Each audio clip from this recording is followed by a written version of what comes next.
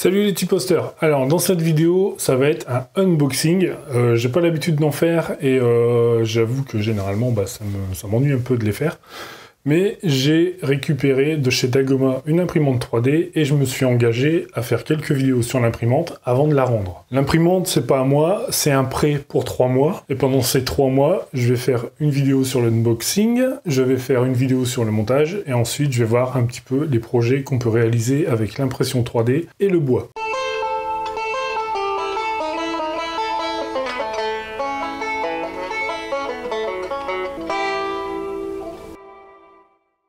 L'imprimante que j'ai reçue, c'est une Disco Easy 200 en kit.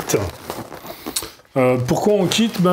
Tout simplement, quand j'ai échangé avec la gentille demoiselle de chez Dagoma, et vu le profil bricoleur, c'était plus sympa de m'envoyer un kit plutôt qu'une imprimante montée. Donc du coup, il va falloir que je m'y colle, et on va commencer cette vidéo par un unboxing. Alors je tiens quand même à préciser que je ne suis pas un spécialiste de l'impression 3D, c'est ma toute première imprimante. Donc à ceux qui trouveront que l'unboxing est complètement nul, tant pis, je vais, moi, aborder ça dans l'esprit de découverte pour une première acquisition. Tout simplement. Savoir comment ça se passe, est-ce que c'est bien foutu, est-ce que c'est facile à monter. Et voilà, c'est vraiment une approche débutant, découverte de l'impression 3D. Donc vaut mieux tard que jamais.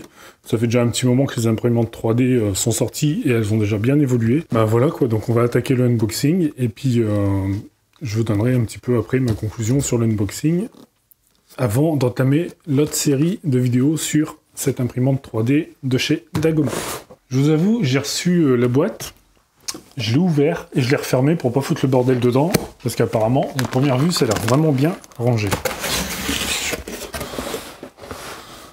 On a un petit livret avec, que je lirai après. On commence par les petits outils, une petite spatule. Alors de ce que j'ai pu voir sur le site Dagoma, en fait la spatule c'est pour décoller le plastique du plateau alu. Un petit tournevis en 6 pans. Ça, j'imagine que c'est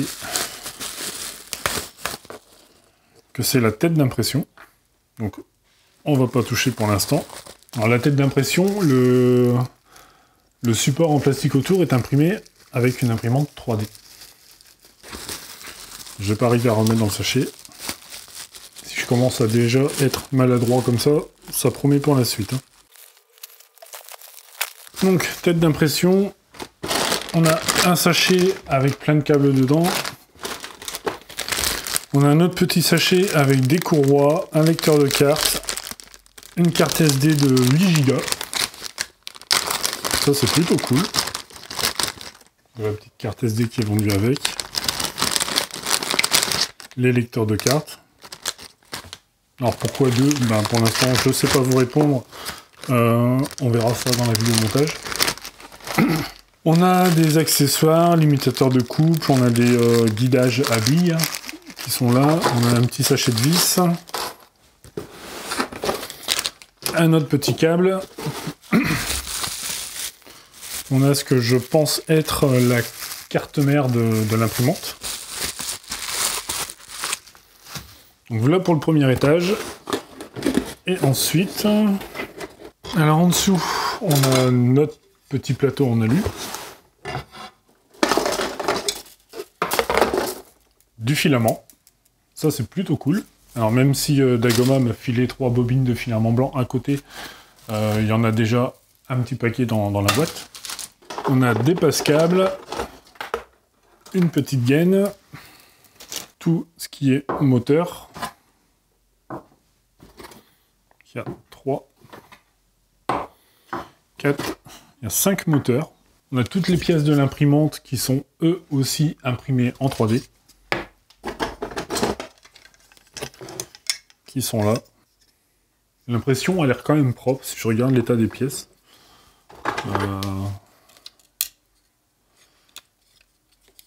C'est plutôt pas mal.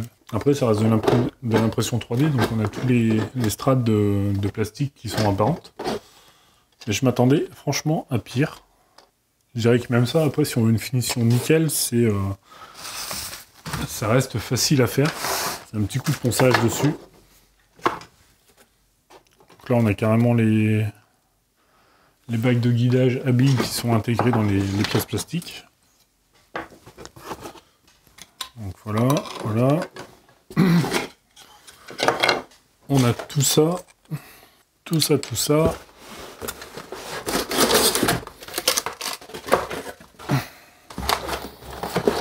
Ensuite, on a l'alimentation qui est fournie avec. Un petit truc qui se cache là-bas.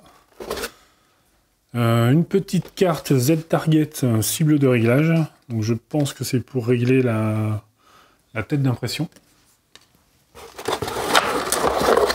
On a tout ce qui est guide et tige fileté.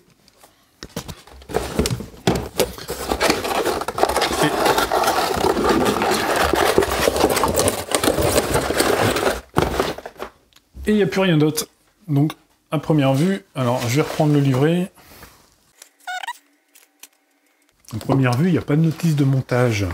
Il faut passer directement par le site internet. Alors à première vue, ça a l'air quand même plutôt bien emballé, même très bien emballé. Je suis étonné de ne pas avoir de notice de montage papier, même un truc succinct, ça aurait été franchement bien, je pense. Tout le monde n'a pas forcément accès à internet, ou même si on a accès, des fois on a une connexion un peu pourrave. Mais dans l'ensemble, c'est bien présenté, ça présente bien, les pièces ont l'air vraiment costauds. C'est vraiment rigide. C'est propre. Donc ben, pour un kit à, c'est quoi, 299 € je crois. Comme ça présente plutôt pas mal. Ben, de mon ressenti, ça présente plutôt pas mal et ça me rend un peu confiant pour attaquer le montage. Je vais ranger un petit peu tout ça et pour le montage, ben, on se retrouve dans une prochaine vidéo.